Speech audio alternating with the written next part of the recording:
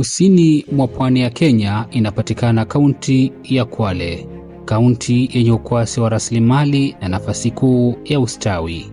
Kwale inajivunia historia ya kipekee nchini Kenya, historia ya kiongozi mwanamke aliyebadili nadharia ya uongozi nchini na kuwa nguzo muhimu ya ustawi na maendeleo, hususan miongoni mwa wanawake. Si mwingine ila ni Gavana Fatuma Achani.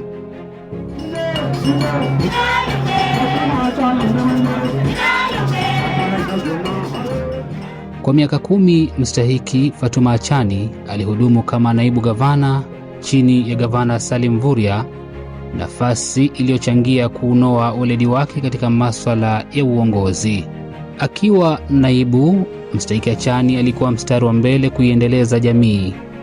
Alihimiza na pia kusimamia kubuniwa kwa makundi ya akiba na mikopo maarufu kama VSLA, Silk na Zumbe. Akina mama ambao mwanzoni hawakuwa na uwezo walijifunza na kujizoesha kuweka akiba na kuwekeza, hii ikiboresha hali zao za maisha. Yatu mama wahuinula sana kimaisha na namvoyera azidi kuendelea vivyo kunula ananti.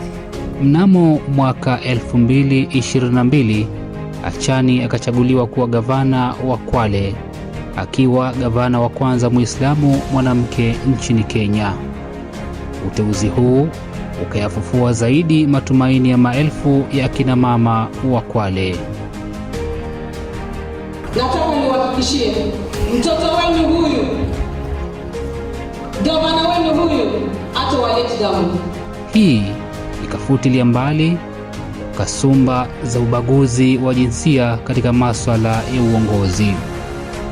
Gavana Fatuma Achani ameendeleza juhudi zake za kuziwezesha jamii kupitia kubuni nafasi za kujikuza kiuchumi.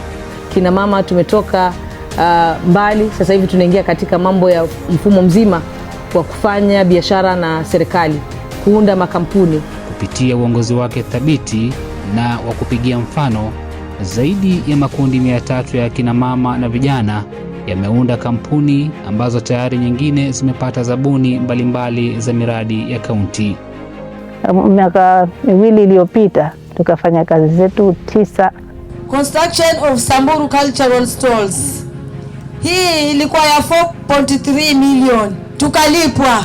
Tumefanya tenda 8 kufikia sasa mama. Za county government. Tunashukuru mama. Ndoto iliyoanza na makundi ya akiba na mikopo sasa imekuwa nguzo kuu katika uchumi wa kaunti ya Kwale. Tumejifunza kuamka asubuhi na kujitegemea. Tunakuja kazini, tukurudi nyumbani. Kifika jioni unajua kesho namkia wapi. Na tulipopata awamu ya kwanza ya pesa, kusema kweli wengi wetu tuliweza kujitegemea. Ilikuwa ni kikundi ambacho tunapeana pesa kama shilingi 50, haifanye kitu.